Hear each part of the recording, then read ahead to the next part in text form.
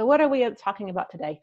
Learning and teaching online, how COVID-19 changed nothing and everything all at once. So here I am, and Ingrid gave a great introduction, so I'm not going to spend any more time on myself because that's lame. So I want you all to kind of just take a second. And when this email for this presentation series came into your inbox, what was that one thing, that spark that you thought, if I could learn this, and it could be about simulation, and it could be about how to do online learning. Think about what that one thing is. And once you have that, go ahead and put it in your chat and type it in the chat and send it to everyone. So if you have it tagged to Ingrid, go ahead and tag it to everyone. And a fun thing, a little behind the scenes, is that you can actually have Zoom running on your phone while doing a screen share so you can watch the chat. So I'm going to be looking here and seeing kind of what some people are typing as far as what is that spark. If you could do this, if you could find out that one thing, so Kristen talked about to see what I'm missing. Yeah, like where's my blind spot? That's fantastic. Best practices from Callie. We'll talk about that. Carrie, I feel like I'm missing something. That's a shared common experience that we're going to talk about for sure. See what others are doing. Yeah, and I think Ingrid talked about this earlier as far as just really, really wanting to support each other. And that's one of these great things that we're doing today. We're doing the right thing by our students, looking at a NASL, ensuring the quality of experience. Yes, exactly. And learning something new. These are great, great things. All right, so if you didn't already put in the chat, make sure you kind of hold it into your mind's eye as we go through this. How to bring it all together, make it meaningful. Ashley, thank you very much. I think we'll land the plane there. So what are our goals? So what is our shared mission today? So again, I'm talking to a group of educators, so I feel like I'm amongst my peers and you get this. But sometimes I find that, I've been doing instructional design for a while now, and there's still a definition description between what we just went through, which is rapid transition to online and online pedagogy. And then how do we, and this was talked about in the chat, how do we move from just in time to best practices? And then finally, have at least one strategy that you can use for the reason that you're listening today. So the first topic, what is that difference between rapid transition to online and online pedagogy? Because they are not the same thing. So if you're like me, you might feel like this is kind of what your last month or so has been like since February. I know I've been keeping a timeline of events, and all these things started for me on February 26th. Not that I'm counting. That feels like I was lifted up and thrown down a road and at warp speed, and I still can't quite see around that corner. Like I don't quite know when all of this is going to go back to quote unquote normal. In fact, it felt like we were putting out a lot of fires. Like, gotta get this done, gotta get everything up to speed, gotta get people on there, we gotta get faculty up there, we gotta get faculty who already teach online to teach more online, we got people who are face-to-face, we gotta get them online. And it was taking a hose and just going for the different windows and trying to do something in usually about 48 to 72 hours. Not a lot of time, but you know what? We did it. Now, I'm not necessarily sure that the ripple effect is one that we intended. So I'm going to show this little video, a couple of videos for you. So it's probably fair to say that, our faculty colleagues, our colleagues across the hall might have had not the best introduction to online teaching. And I think our students who are trying to manage a lot of things may not have had the best introduction to online learning. So let's just take a quick little video. So it's been a little rough for us all. I think we've kind of learned some lessons along the way. And again, I think my hope is that one day we will be able to look upon this and be like, okay, we did this. So 2 thumbs up. 2 thumbs up. We did this. We responded because we're nurses and we're really good at taking something and making lemonade out of it. But that's not online learning in so much as an art and a science. In fact, I wanted to take a brief step back to look at what is online pedagogy. And so again, I'm talking probably to the choir, but I just wanted to normalize some of the definitions. So online, connected to, served by, or available through a system, especially a computer or telecommunication system. No kidding. So that really hasn't changed, right? Between rapid transition and true online pedagogy. But what is that pedagogy? And I love this definition from Merriam-Webster. It is the art, science, I'm going to put and profession of teaching. And you can't do an art, and you can't do a science, and you can't build a profession in 48 hours. And so it really is this intentional design, this intentional thought process. And like Farah was talking, it takes time. It's not something that you can do really quick. So in that case, how do we move from just in time, which is really what that rapid transition is about, to best practices? So I'm going to frame this in several different ways. One about student support, faculty support, and online course design. So up first is our students. And I really thought this is interesting because I was doing some, I get a lot of listservs, which I love because it kind of allows me to engage in the current community, higher education community around the country. And there's been some talk about trauma-informed care, which I'm like, hey, we're nurses, we got this. And so, but I actually think this is a great framework to overlay on top of online pedagogy during this COVID pandemic when everything is just a little off kilter. So I wanted to revisit what is trauma, because I think you'll see, even though we think sometimes trauma as maybe the physical trauma or emotional trauma that people experience because of physical, emotional, psychological abuse, it is an emotionally disturbing or life-threatening event with lasting adverse effects on the individual's functioning and mental, physical, social, emotional, and spiritual well-being. Okay, having to socially distance, having to not have things like toilet paper or Clorox wipes, or having to stand 6 feet from people when you're trying to buy these things. This is a thing, and this is really going to impact the basic neurobiology of how we can actually take information in and take it from short-term memory and encode it to long-term memory. There was actually a presentation done in March about trauma-informed pedagogy. And so what Ahmad did in her presentation is that she narrowed these concepts to 4 of them: connect, protect, respect, and redirect. And so connecting is about focusing on the relationships. Protect is promoting safety and trustworthiness. Engage and respect is engage in choice and collaboration. Redirect, encouraging skill building and competence. Oh, that sounds like a great thing to design an online course with and do some student support. So what could this look like? When you connect, this is when you really need to, if you haven't already, increase that relationship with your students. What phone number can you reach them at, and how can they contact you? Do they use their school email, or do they prefer their Gmail, their AOL, their MSN, whatever? How are they doing? One thing that I'm always amazed at, and it just kind of takes me back, and not in a bad way, but just the subtle nuances of the human experience, is that you hear that people are adapting pretty well, and then you hear that people are really not, and then you have everything in between.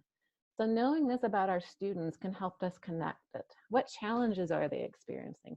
How is their internet?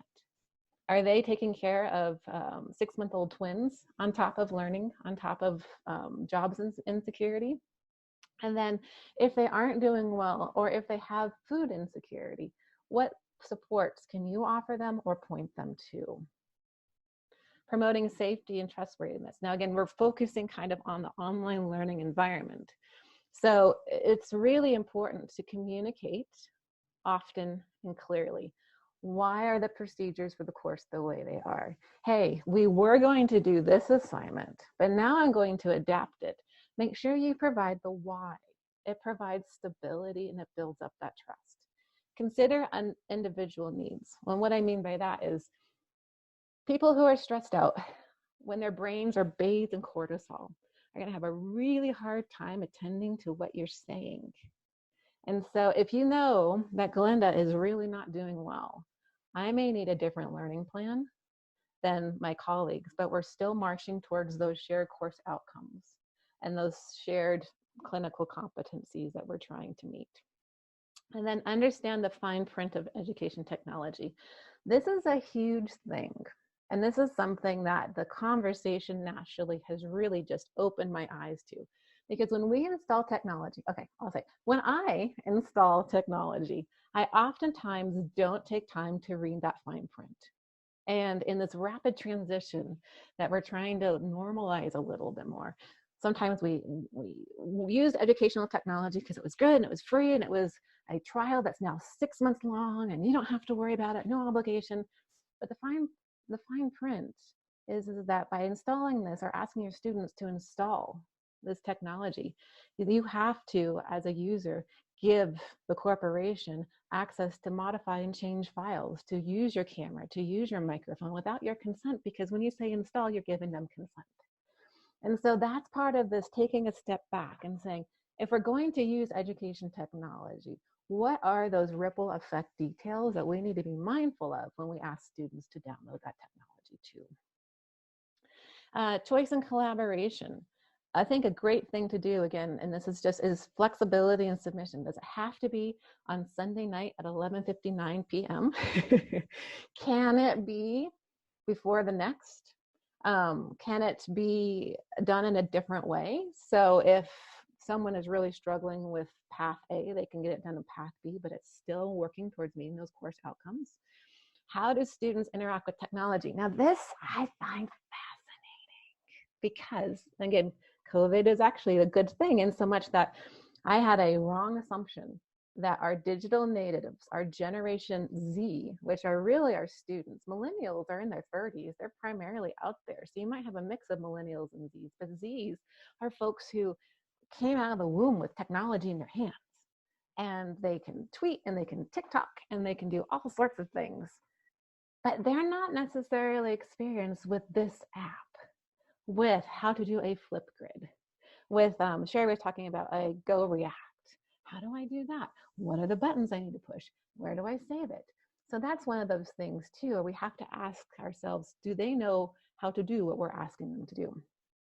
And then how can we invite them to be our co-learners and kind of get away from, I know, you will absorb, and invite them into a learning community for the class.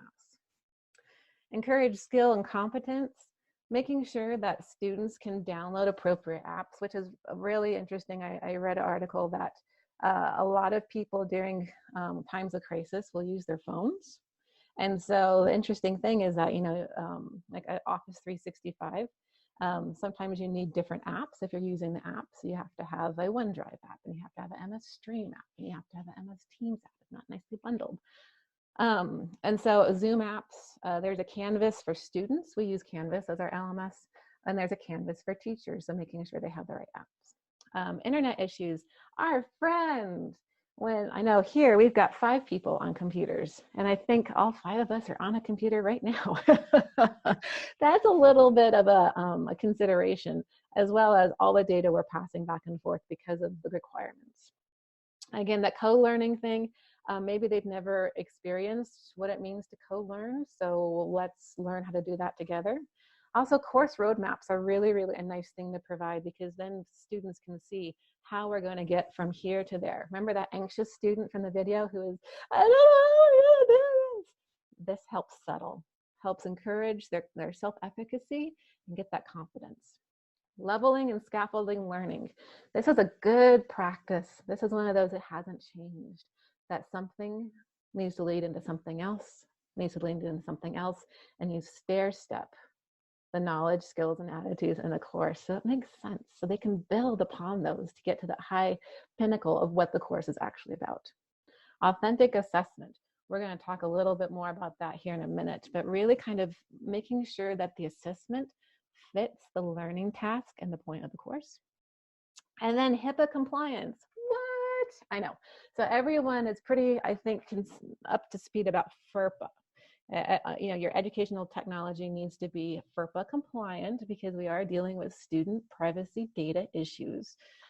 But there also is this little thing about HIPAA compliance. And again, in that fast rush to get to online, sometimes we don't always think about best practices. And so I'm pulling up a website from the University of Wisconsin-Madison because I love this one because they really took the time to look at and to explain what it means to include and when you really shouldn't include protected health information, PHI, in assignments. And I think this is really great because there are 18 unique identifiers that if, as faculty, we put them in our case studies, or if we're doing a write-up and we're as a student and we want to submit it as an assignment, if we include any one of these things, we are in violation of HIPAA compliance. And I think this is a fantastic, fantastic thing. And it's also, as far as just being really aware, acutely aware, since we're using this virtual medium to upload and download and upload and download a whole bunch of information.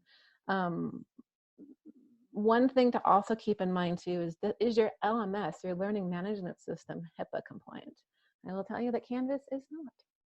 So it's really important that you really communicate with students and faculty if your LMS is HIPAA compliant, if it's not, and make sure that there is this renewed sense of, hey, it's real. We really do need to think about this. So now I'm going to transition to faculty support in the same trauma-informed pedagogical kind of way. And guess what? These things really haven't changed much. If you are in leadership, if you're a team leader, if you just have colleagues across the hall, used to, because now we're really not across the hall anymore, have you reached out? Do they know how to contact you? How the heck are they doing? Are they challenged? It's like, well, now I've never done this before, and I have 150 people on a Zoom, and I'm supposed to teach them, and I really am just shy of holding up that book and saying, can you look this graph on page 463? And then again, is there something that you can connect them to? Can you help them with HR? Can you help them with any kind of resources they may need? Again, as things change and as we focus from the immediate to, going into summer, maybe just starting to open up the thought doors of like, what could this look like for our fall classes? Explaining academic continuity procedures. This is what we're doing, and this is why we're doing it. And do faculty have individual needs? Are there faculty who this is just really, really pushing them over the edge? Is there some kind of support, teaching load, having more people come alongside and help teach? And then the fine print of technology. Are the faculty consuming education technology in the right way? Are they putting themselves at risk for a whole bunch of data sharing they really didn't think they were going to? Again, do faculty know that it is okay to be able to provide flexibility? I think we tend to teach as we have been taught. And so, man, I remember 11:59, I need to get that paper in, and there was no wiggle room. It's okay to have some wiggle room. This is unique circumstances. This is a once in many generation kind of thing. It's okay to be flexible. Do they know that how to create alternative paths? This is really under the umbrella of differentiated instruction, which is a whole other type of topic. But there's other ways to do that too. And how are they interacting with technology? Are they the video camera is up at the roof and they can't even figure out how to get the camera pointed at them? And then how comfortable are they with giving up that locus of control from I know and you will know versus the let's all create this together? So again, it's supporting faculty in this, and then encouraging their skill build competence. Do they know what the App Store is? Do they know how to get it on the phone? What kind of internet issues are they having? Do they know what technology support is available to them? And is it 24/7, 365? Or is it Monday through Friday from 8 to 5? And which is the different? If I just picked up a course, I may not myself know how to get from A to B. And I don't really know how week 1's assignments build towards week 5 assignments. And that might need some kind of mentoring around that. And I may not have any idea how to assess knowledge other than some tests. And so kind of coming alongside And again, we talked about the HIPAA compliance, making sure that we don't, as we're like, hey, I remember once upon a time I had a patient who, and I used a whole bunch of PHI there. So one thing that we did specifically, so moving from the general to specifics, is my colleague and I put together some of these modules. Again, our learning platform is Canvas, to where any faculty could grab these and import them into their course shell. And so it's just kind of this one big repository. It's like, if there's any of these you want, copy them into your shell and let your students know. But these aren't always just student specific. This one is about online readiness. But also, this is great for both faculty and students. Getting around Canvas. Did you know that you can alter your profile and settings, so you can sync a whole bunch of calendars? And then skills for online learning. Again, this is very student focused. It wouldn't be hard to flip this to a faculty focus for teaching online. So again, this is kind of coming alongside faculty and students and saying, hey, we can do this together. Okay. So I'm going to pause here, take a little bit of mental sorbet, maybe stretch, because that was a lot of content, and the cognitive load is real. And I want to get to the meat of this presentation, which is really online course design. So we know that faculty need to be supported, students need to be supported, but how do we build the house in which all of this learning can come in? So if you're like me, you've probably had your inbox full of very, very happy people and happy companies that have a whole bunch of webinars and workshops and summer-long courses, and they've got products like Farah was talking about that can make your life better. Well, that's true. A lot of them are pretty good. There's a lot of research out there. So I'm not going to spend a whole bunch of time on tech, on high tech, because that's a whole other topic. But we're going to go underneath, we're going to lift up the hood and go underneath it and really focus on the what and the how of online learning has to fit the why. Now, the what and the how and the why is a paradigm that Simon Sinek he calls it the golden circle, and that can really apply here to online course design. And so what do I mean about this? The why. The what is a topic. The how, and Farah talked about this, about the formative or summative. Formative, again, feedback, low stakes. Summative is going to be a higher stakes, and the summative is what is going to provide you and students that data that they were able to meet one or more course outcomes or course objectives, depending on the framework you use. This is the what, this is the how, this is the why. This is what all of this has to point to. And any kind of ed tech that you want to adapt, that you want to adopt, even if you want to go lo-fi, low fidelity, it all has to fit the why the students are engaging in that learning activity. So the AACN email, the daily community email, has had a lot of chatter lately about health assessment online. Oh my gosh, how in the world do you teach that online? And in fact, I'm looking at some notes that I made as far as, I think Michelle McClellan was talking about anyone doing video presentations on focused assessment, patient communication, and SBAR. So this is all going to dive into this as far as how can we do this? Okay, so first we have to go under the hood, we have to start the design. So what is the topic? This fictional topic is a cardiovascular assessment focusing on murmurs. Is this going to be a formative or summative learning assessment? It's going to be former, because I want them to have a scenario-based learning experience around a murmur. And then what are they working towards? They're working towards 2 of the 5 outcomes for this course. Again, I just put this in, this is Google Slides. This is really low fidelity. It doesn't have a lot of bells and whistles, but you can get a lot of bang for your instructional design buck by just using what you have. So here's a scenario. You are performing a head-to-toe assessment on a 34-year-old male who, while playing soccer this past weekend, passed out on the pitch. When conducting a cardiovascular assessment, you hear, and you just have a little prompt, advance your slide to hear your finding. Are y'all ready? There are really great resources on the web. This is from the Khan Academy and the AACN. They put together a really nice series, free on YouTube. and you can trim the video so where it just focuses on this.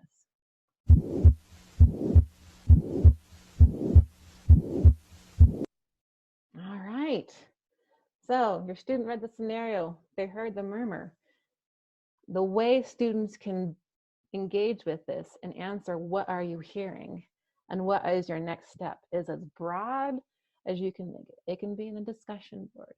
They can have a video, they can record a video within your learning management system and say, this is what I think it is. And again, this is formative, so it's okay if they don't know, if it's still kind of, I think, because this is where the feedback comes in. And then what is your next step? Do you continue the assessment or do you push the code button? Again, I'm being a little bit I'm exaggerating a little bit, but this is where you can really help your students think through what they heard, and that's something that you can hear, and then how they're going to alter their plan of care or continue their plan of care based on that assessment finding. So again, Michelle, I'm looking at you. How can you do health assessment demonstration online? And Sherry talked about, again, the Go React, as far as that is one of the ways. This is, again, we go under the hood. This is a head-to-toe physical assessment, and it is the whole assessment. And this is summative because this is something that I want to see a full skill demonstration so I can say, yes, they've got that, or nope, they're still missing something. And it's aligned to the learning outcome of demonstrating physical assessment skills. So I wanted to show this because the nursing student is checking the reflexes, but she doesn't have a reflex hammer, does she? She's using a wooden spoon, which I love because it's taking the situation and it's adapting it, but yet you can still see that she's assessing reflexes here. So here's a couple of things I wanted to say is, get rid of this little guy here. A, awesome. It's okay if animals creep into it, and I don't know if that's a cat or dog. It's kind of hard to say, but that's okay because this is what we're doing right now. And as far as the design of the skill demonstration, it's up to you in your prompt. If you want them to use, let me actually use my pointer here. If you want them to use a guide, because it's not necessarily knowing, I want to see the doing of. And so if you want to have something on the side to refer to, that's fine. If you want them to go from top to bottom without a reference, you just need to make that very clear to them. But again, this is something that someone did. It took them for the situation, 29 minutes and 39 seconds. So again, when you're thinking about this, would it be better to do a focused assessment? So that way you can see and give feedback, especially if you're doing this en masse, because watching 130-minute videos for detail and technique may not be scalable. So again, it all depends on what the why is for having students do this. All right. So evidence-based practice, that was kind of in the chat as far as that one thing, that one spark here. And there's a lot in the literature. Again, what's really great is that there is some stuff that was published way before this whole COVID about talking through about this. And this again talks about some of the things that Farah was talking about too, as far as teaching health education. So I just pulled this out and highlighted some key recommendations. I have a reference page, so if you want to read the whole article, the link to the article is there. But again, first, explicit instructions along with a rationale should be given at the semester, or to the students at the outset of the semester. The roadmap, where we're going, how we're going to get there, and what little mile markers are we going to hit along the way. That detailed map of the project of time, a detailed map of the project ahead of time may ease student concern and facilitate dedicated in-class work time. Now let's think about that online. If, again, I have a brain bathed in cortisol and I'm really, really anxious because I don't know, giving people, here's how we're gonna get there. Here's what I need you to do. If you don't have a reflex hammer, it's okay to use a wooden spoon, just don't whack people with it. And another recommendation is to extend the work of video creation outside the classroom, the ability to showcase and test out of the video with a real target population was requested by the students. I don't know if that woman in the video was the student's mom, grandma, aunt, but that was a real person. and real people have reflexes, and have heart sounds and lung sounds. So it's a fantastic thing. Now I'm going to pause a little bit, make sure we're okay on time. Yep. And this has been a hot button topic. It was before, it really is now, about academic integrity online. How do you make sure people are doing what they're said they do when they're supposed to do it? So I'm going to focus on CBTs, computer-based testing, because that seems to be, again, the foci of all the conversation is, what do we do about this? How do we do about it? What is fair, what is not? And there's things that come up about time. How much time should we give students to take a computer-based test? Should it be fast enough where they don't look up the information in their textbooks or on their phone? Should it be, as long as they can find the answer, that's okay. Trust. What is my foundational viewpoint on students and testing? Can students be trusted? Are they not to be trusted? Do a few apples ruin it for everybody? What is that baseline for you as far as how much do you trust your students? Is it fair? Okay, so if I go with the paradigm of, I know most do, but there are some who cheat, is that really fair? Or is it really fair to lock down someone's computer and browser because I never cheat, but yet you're sending me an unintended consequences thing, but I think you might, because I'm going to lock everything down. Accommodations. So again, this is a very stressful time, and I have a condition, and I've worked with our disability office, and now I need 200% more time on a test than I did before. How am I going to do that? Does the software I use allow for that? What if I have a wandering eye and the algorithm on my proctoring software is going to ping anytime my eyes dart around because it thinks I'm looking at notes pasted on the wall? I don't. I just have a lazy eye. They have to. This is sometimes one of those things that people will say as far as, they really have to get into computer-based testing because that's how they take their licensure exam, whether it be undergraduate or graduate. It's all locked down. They have a camera. This is not COVID. There's a lot of different considerations when we really can't go out, and it's just here at home with animals and children and husbands and doorbells who may or may not play nicely with the rules that you're taking a test right now. Bias. So what's really interesting about software is it is a reflection of the programmer's bias. There is some studies out there that talk about how a lot of, I think it's artificial intelligence, or it could be virtual reality. That is a little bit fuzzy for me, but it is based on the programming and the testing, and the testing tends to be on white men. So driving habits, it was with cars, and how cars would do some kind of, hey, you're not going to turn there, and they'll, self-correct. And it's because that is what their test subjects would have done, and the programming is correcting it. And so, but if I'm not that test subject, and this is how I do things, then I'm going to experience bias through technology. And then there's that technology, which we talked about before, as far as it could tap into that fine detail of like, yeah, you can install me for free, but I get access to everything. Your contact lists, your social media, I can dig into your files, I can have access to your camera and your mic, and you give me that by clicking either accept or download. It's really important to consider. And then the same thing with privacy. But I'm going to take a different level in the FERPA. So again, a lot of things coming through our inbox. This is great. The free trial. Is it FERPA compliant? What are they going to do with that data?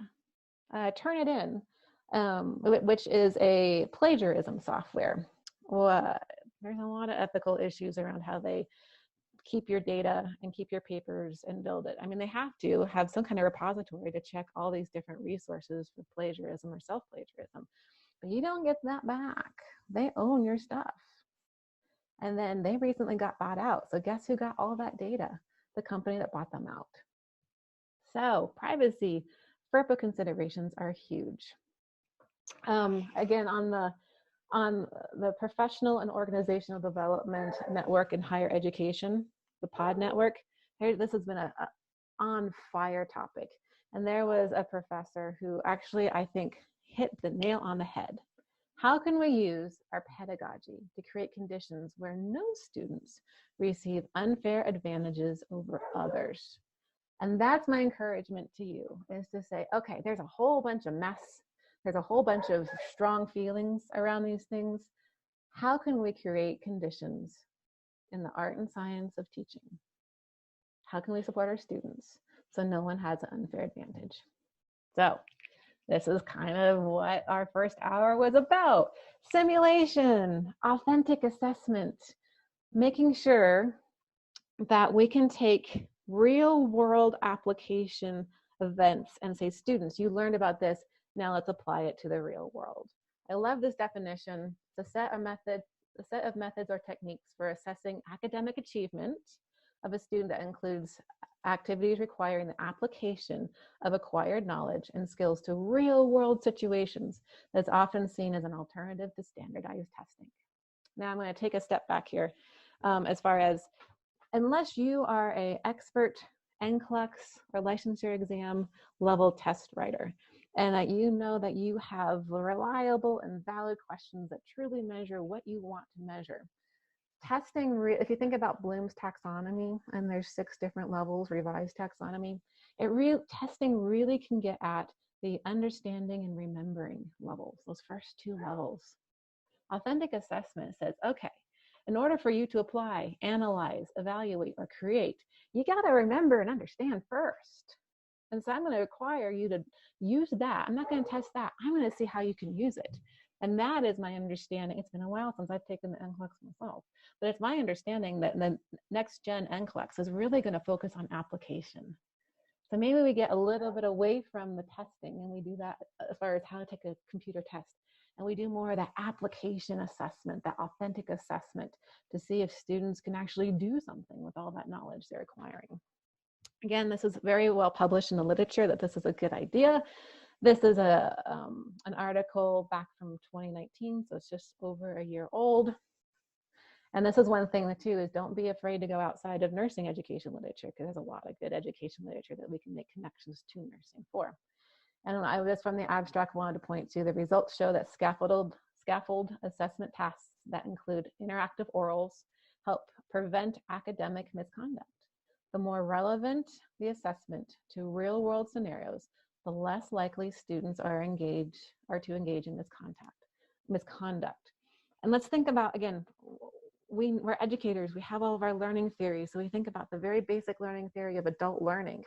If adult learners don't see the relevance, I don't care. And their time is very much in competition with, I've got kids crying over here. I don't know if you heard, I got a dog barking out there. I've got people over there doing meetings of their own. There's a lot competing. But if you ask me, how am I going to actually take this material and do something with it? Oh, I bumped it up because now it's relevant to me and why I'm in school in the first place. So we're starting to wrap it up. We're going around the corner, heading home. Now what? The what and the how has to fit the why. So I'm going back to what we started off our presentation with. What was that spark? What was that reason that this sounded like a great topic to talk about? That's your why. That's why you came today. That's why you're still listening. What are the whats? What kind of hows did you glean from Farah's presentation, from this presentation? Did this spark a whole different line of thought for you? What are those whys and how, or the what and hows that you have now that can fit your why? And I just wanted to kind of bring everything all together and really, really focus on this. So this is a video that a professor created for his student, again, shared through the pod network. And I want to play this for you because this is something that would be fantastic to do student support with. This, if you tweak it a little bit, would be great from leadership out to faculty. This is my video to you. We are in this together. If you need anything, I have my email so we can talk. We can throw spaghetti on the wall and see what sticks. happy to come alongside and say, hey, what you got and where do you want to go? What's your why? Let's think about the why and the how, or the what and the how. And I'll play this and take a listen. And so again, this is where I want to land the plane. You've got this. You're educators. You're nurses. You've got this. It's good to move from the rapid transition to more of an online pedagogy, but that doesn't mean you have to do everything right now, really well. What is that one thing? What is that one thing? Go after that. And then find that other one thing, and then go after that. Make yourself a list of priorities, and you'll get there. You get there. And remember, I'm here for you. I've got you. So here's my email address, glenda.robertson@cunshoots.edu. Don't hesitate to reach out. And just, if you just want to, again, hey, I just am wondering about this one thing. And I'm happy. In fact, I love listening to these things and being creative. How can we get from A to B? So thank you very much for your time and attention today.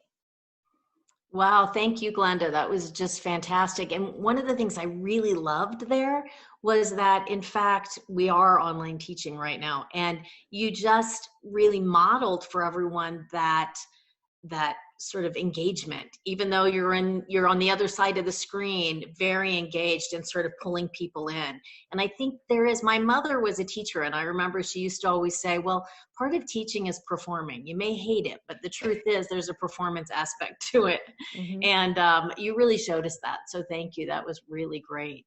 We had a question come up right as you were transitioning in, Glenda, that I think, now that I look at it, could fit for both you and Farah to talk about it. And it says, when we are working with first-year students, many scenarios seem to go over the goals of teaching. To ensure a quality experience, we improvise. Any thoughts? Any thoughts? So let me digest that a little bit, because there was a lot there. Oh, I find it right here. When we are working with first-year students, many scenarios seem to go over the goals of teaching. Now, is this the faculty's goals for the students? So I can't tell who this is. It says SO2312253. So I see you, but I don't have a video. So whoever that is, will you give Glenda some clarity? And you can unmute yourself. I think that's, so I'm going to extrapolate a little bit while we're waiting, and please interrupt me. There you are. Go ahead. Hi. To clarify just a little bit, it's really a question that might be more relevant to non-COVID teaching, but a lot of times when we're doing simulation, we just tend to go down kind of the path that the student is going down when they're a first-year student, and even if they fail, or if they, so that we can get the best teaching experience for their level, because some of these scenarios that we have with our high fidelity simulators just go down a very convoluted path that it seems like it's not really relevant teaching to their knowledge base at the moment. So I was just curious about your thoughts on that, if if we're on the right path with that, or. Now that, I think, is a really great in-depth and layered question, because it kind of goes back to, again, it goes way back to, who are your learners? And are there unique characteristics that they bring or don't bring to the environment, the simulated environment that you're asking them to engage with? For example, if they are English as a second language, all of this fast data, and that may not be what they are used to, and plus there is a lag time of trying to translate what you're saying into their native and putting it back out. If they're first gen, there's a whole different consideration if they're first generation learners. If they are just not used to the technology, then that's going to throw them off too, to where they may not be able to attend to the higher ask, because they're like, their eyes are moving. That's weird. And so one thing that you can do, we talked about, is that leveling and scaffolding. Is, so if you want them to attend to this task up here, chunk it up a little bit to, hey, here's the high fidelity mannequin. Hey, this is how you work with it. And then build up their confidence. There's that self-efficacy and their knowledge and skill base to where they then can perform. And one thing that I've noticed is that cohort after cohort has very unique challenges. So you figure it out for that, they move on, and then you've got a whole bunch of different people looking at you with a whole bunch of knowledge, skills, and attitudes that they are bringing in. And so that constant ability to flex and meet the learners where they are might be able to help with that, just chunking up. And a great analogy I use is I look at driving a car. So right now, I have sometimes an hour commute from this particular location over to the Anschutz Medical Campus. That's no fun. And I will zone out. And then sometimes I get there and I'm like, I really don't even know how I got there, because we've got it in the automatic part of our brain, the skills, everything just doesn't, it just takes over. When we're learning, when I was 15, take it back, 14, it was a long time ago, I had to make, and I drove a standard, a stick. And so I had to, how do I do the clutch? And how do I do this? And it was so overwhelming. But chunking it up into smaller details might assist in that. And that's a great question. Farah, do you have any thoughts? Well, I was just going to say, I think that sometimes we do find ourselves to try to, or not try to, but we're in the situation of deviating away from the objectives based on what the learner does. And that's where within simulation design, how you script and cue to get them back on track to your objectives. So I think that you can alter the objectives to make it appropriate for your learning. So if they're too high or too low, much to what Glenda said, so you want to make sure that they're appropriate for your level. So you could use a low-level scenario for senior students, but add to you'd have different objectives at that point. So you would want to alter them, vice versa, if you had that were not appropriate. So they need to be aligned for your class, for your learner, and then to your program. So those key elements. And then remember that even if students start to veer off in the middle of a scenario, don't let them go there. That's as a facilitator, that's the role of the facilitator, is to keep the objectives in line. And you do that with cueing what the mannequin says, and then scripting also. So you want to make sure that those things are all put together in that simulation design to be able to keep aligned with the objectives. And that's where your debriefing is going to be also, is with those specific objectives. Excellent. Great way to bring it, both parts of it together. We did have another question that came in sort of as we were transitioning, which was really for Farah, but again, Glenda, I think you may have some insight on this too. Does anyone have good suggestions for our NUA CNA programs? And I think this is really important because so many of our CNAs do eventually go back to school and to become RNs. So how do we really set them up to be great partners from a simulation and education standpoint? I'll start because I'll go big, and then Farah can get really specific on the simulation. It has to be relevant, but yet you have to provide that roadmap to the future. So it's very similar to what med schools, and I think some nursing schools do, when it's 8th grade career day, and you're saying, hey, let's go and let's see. And they'll bring these 8th graders into the cadaver lab, and it's like, oh my God, there's dead people. But they can see the heart and they can see the eyes and that kind of thing.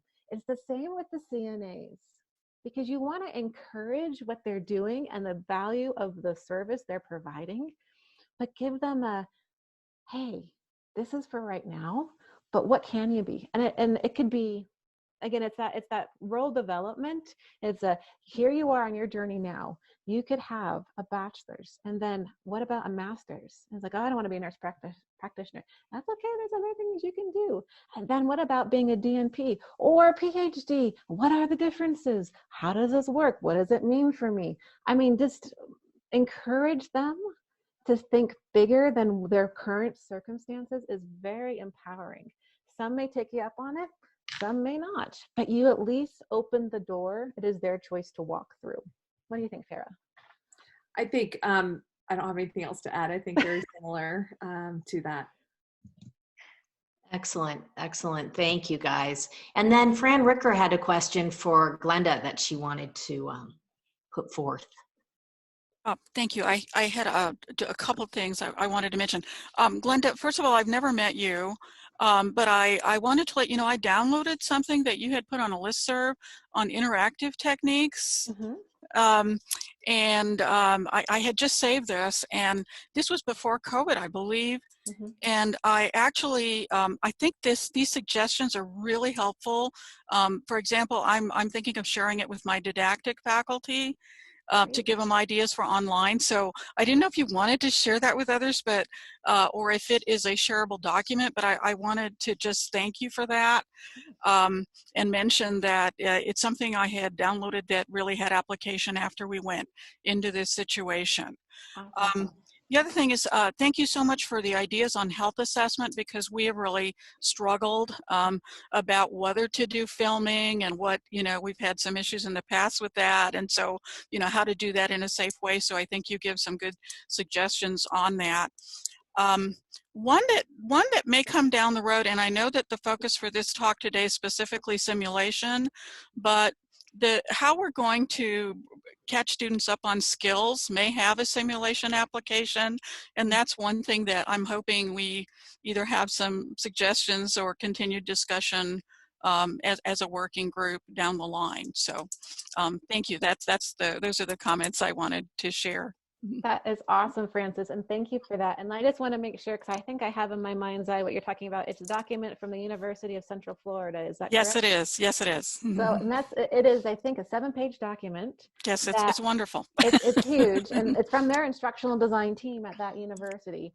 And they have, it's really kind of like your playbook for any type of class size, how to get into active learning. And that, again, there are so many subtopics that we could spend hours on, but how do you do active learning online? Because it shouldn't just be okay, we're going to read about the pituitary gland. We can still engage, we can still have meaningful interactions with the content with each other. And so what I will do is I will send that link to that document to Ingrid, and she can send it out to you all so you guys can check out. Again, it's a mighty document, but it's that if you can find something on these 7 pages that address your why, you've got your what and you've got your how. So that's fantastic. And then I want to kick it over to Florida as far as, sorry, reading my notes, to Farah, as far as what are your thoughts about skill catch up? I think that until our clinical agencies open up, which there hasn't been for us, we haven't had partners much movement yet, or even conversation about movement. So until then, and as we start to bring students back to campus, and I don't know what that's going to look like either, right? So there's so many variables to this. I think we might be using simulation in a few different ways. It could be that we're using virtual simulation now, and then it could be that we're able to bring in high fidelity simulation when students can come back. That I know through the collaborative, we're having discussions about what social distance looks like for simulation. And so what are some different ways that you can do simulation even if we do face-to-face? So, or if we're able to have a tech go in, can we do some streaming and some other things? So just trying to be creative. So I think there could be different combinations. Regarding the skills, that's psychomotor, and I think that's a very real thing. The psychomotor piece of it is missing until we can get students back. And that might be small groups of skill in your facility, but that takes more time, it takes more effort, it takes more so there's all those things to it. As I mentioned, I have heard of people, we're going to do a skill in our graduate program. We're doing a graduate skill day and moving it all virtually, sending out the supplies to the students for suturing, for biopsy, for everything, sending out the supplies to the students, and then running it virtually. And so they have the supplies there. We're going to do demonstrations online, and then they're going to be able to do it in their homes for that particular skill. Doesn't work for everything. We're not going to send out fully catheter models to everybody. But it's still, there's some way. So I think that right now is a great time for us to be creative. What can you think of? How can you think out of the box? How can we, again, knowing what you need, and then coming up with how we can get there together. So. Great, thank you. So we are running out of time, but we do have one last question before I toss this over to Tammy to sort of give you guys sort of next steps here. From Michelina. She said, how long would you say that it takes an institution to transition from online to online or blended learning? And could we pull it off by fall? What do you guys think? The whole institution? Just as it says an institution, yeah. So I'm going to give you an example. So the bottom line is no, I don't think it can be done. I think you can rapidly transition. I don't think you can employ online pedagogical theory, techniques. I think you can move there. I'll give you an example. I worked with the specialty director for our FNP program, and it took us 2 years to revise her 7 specialty courses. That's 7. And that's not the core. That's after they do the core MS classes. That's their 7 specialty. And then we are in the process now based on the first run data of tweaking them, because like, that was a great idea. It didn't work because the dental school, they have a competing timeline. So now we have to redesign this interprofessional thing because of dental school. So again, it's one of those things where it's iterative. This is never a one and done. This is where, again, my encouragement is, what is that one thing? And what can you do? Because you can do one thing to get to the fall. If one thing is everyone's got the same syllabus, that's a good thing. If everyone is going to have virtual office hours, it can be that low tech, but that is huge for students. It's also huge for your faculty to get over the whole, I have boundaries and I don't want to be. That's okay. Let's work with that. Let's talk about that, because we need to find that happy middle. Excellent. Thanks, Glenda. That's very good advice. Good advice. So you do have to sort of ease in. It's because there's a lot of work to get there and do it correctly. So now I am going to send this to Tammy Spencer, who's going to talk about sort of next steps and how we want to move forward. Hi, everyone. Thank you again to the center for helping to facilitate this, and thank you for all of you giving up your time. I know that everybody is so busy, and so we thank you for this. I hope this has been informative for moving your students forward. I think I'd like to hear from the group, and you can just send me an email or Ingrid an email, either way, what you all would like to see in the future in terms of getting together and collaborating with the center and the council. What topics are important? How do you think the format should be? Once a month? Let us know. We want to hear from you, because we want to make these as informative and useful, practical and helpful for everyone. And I think that it's important that we all hang together, if you will, as a state, and a state of excellent nursing educators. And so we want to try to facilitate that for all of you. So I know we're out of time. We're actually over just a little bit. So shoot us an email and let us know how you would like to move forward with more topics, if this was helpful. And we want to try to facilitate that for everyone. Thank you. Great. Thanks, everybody. And so my email is ingrid@coloradonursingcenter.org if you want to send me anything. And Tammy, will you want to give them your email?